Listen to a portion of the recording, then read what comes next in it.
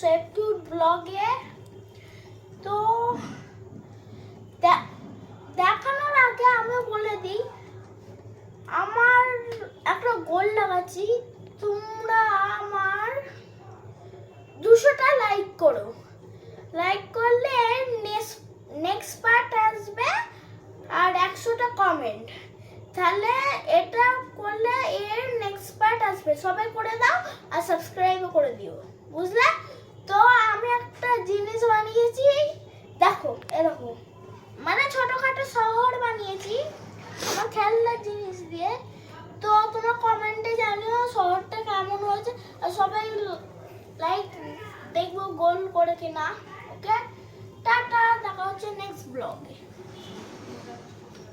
একবার লুক দেখে নাও, পুরো লুক দেখা হচ্ছে নেক্সট ব্লগে। বাই।